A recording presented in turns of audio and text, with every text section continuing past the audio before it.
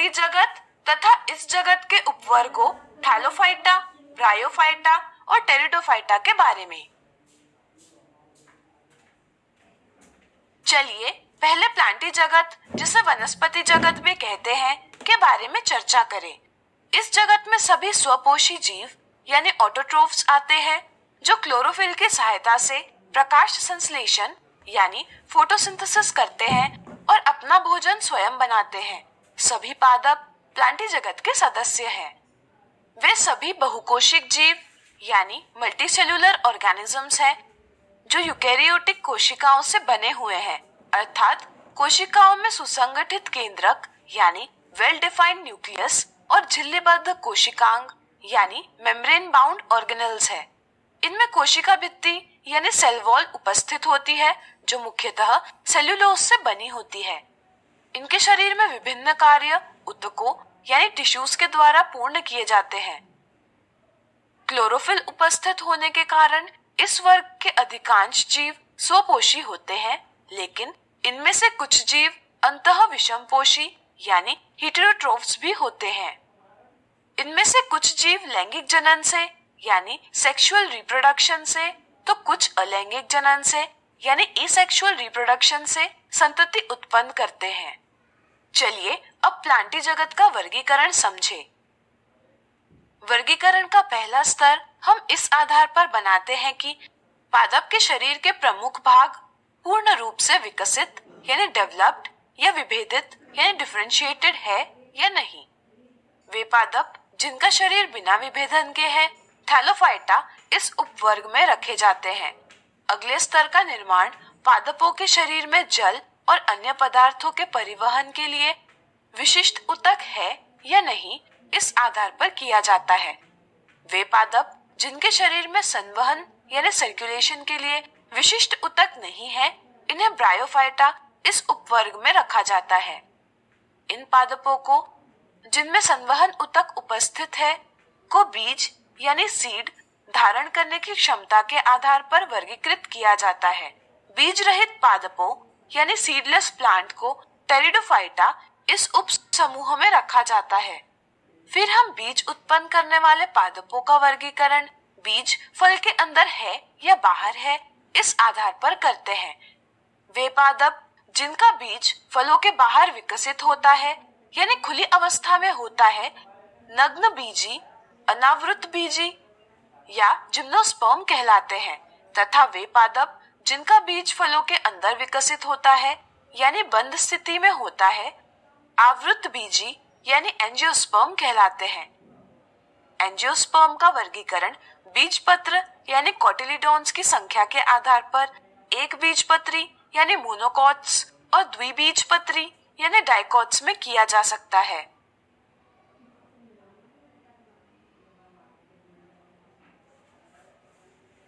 इनमें Thallophyta, bryophyta और pteridophyta, इन तीनों समूहों के पादपों में जननांग अप्रत्यक्ष होते हैं तथा इनमें बीज उत्पन्न करने की क्षमता नहीं होती, इसलिए इन्हें क्रिप्टोगैम्स कहते हैं। लेकिन जिम्नोस्पर्म और एंजियोस्पर्म में जननांग पूर्ण रूप से विकसित और विभेदित होते हैं। वे लैंगिक जनन से बीज उत्पन्न करते हैं, इसलिए इन समूहों को फेनेरोगैम कहते हैं। बीज के अंदर भ्रूण तथा खाद्य पदार्थ होता है। भ्रूण नए जीव में विकसित होता है, तब उसे पोषण खाद्य पदार्थ से प्राप्त होता है। चलिए थैलोफाइटा के बारे में विस्तार से समझें। यूलोथ्रिक्स, अल्वा, कैलेड्रोफोरा, स्पाइरोगैरा, कारा इत्यादि जैसे पादप थैलोफाइटा वर्ग में सम्मिलित होते हैं। इनका आकार भी भिन्न होता है। कुछ जीव जैसे क्लेमाइडोमोनास एक कोशिक होते हैं, जिन्हें देखने के लिए सूक्ष्मदर्शी आवश्यक होती है, जबकि कुछ जीव जैसे कैल्प बहुत विशालकाय होते हैं। इन पादपों की शारीरिक संरचना में विभेदन नहीं पाया जाता, अर्थात इनमें जड़, तना, पत्ते जैसे भाग विकसित नहीं होते। इस वर्ग के सभी पादपों को हम सामान्यतया शैवाल यानी अलगी कहते हैं। ये सभी सामान्यतया जलीय पौधे हैं।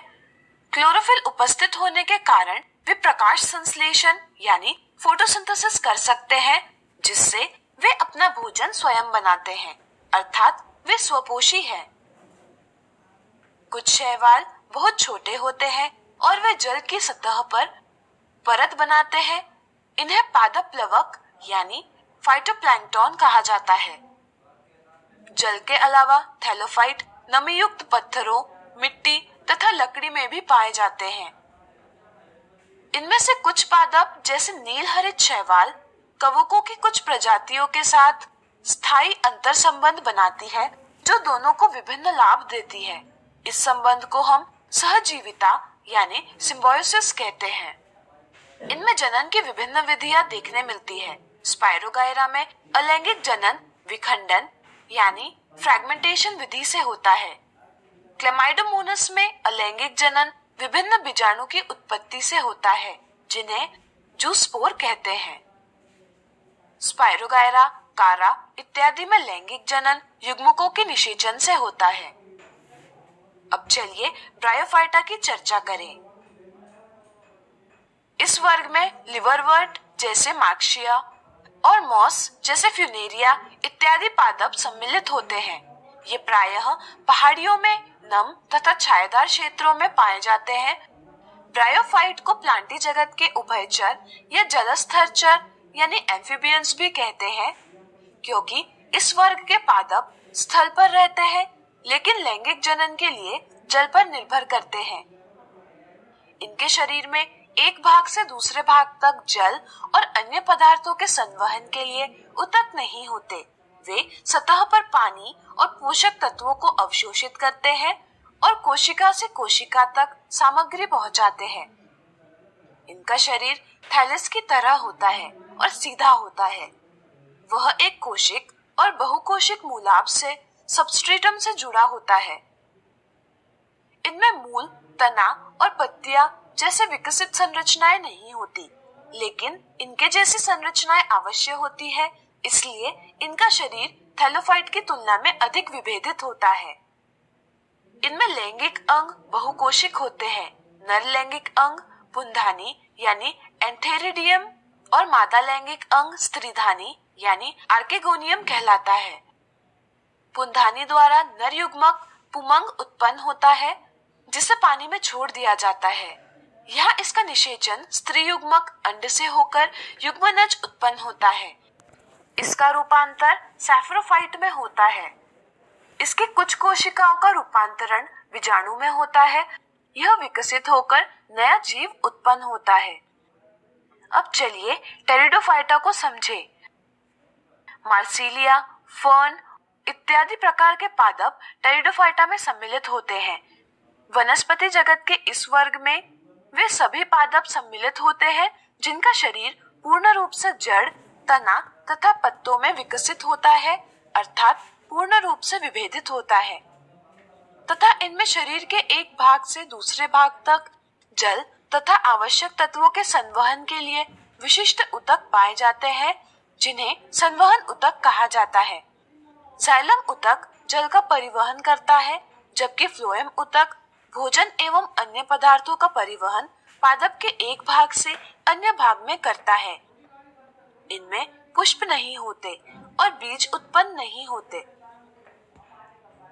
नर लैंगिक अंग पुंधानी यानी एंथेरिडियम और मादा लैंगिक अंग स्त्रीधानी यानी आर्केगोनियम कहलाता है।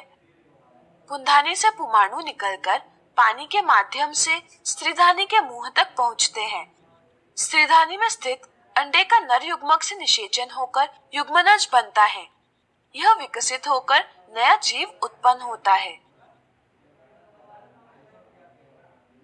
तो आज हमने सीखा प्लांटी जगत तथा इस जगत के उपवर्गों थैलोफाइटा, ब्रायोफाइटा और टेरिडोफाइटा के बारे में।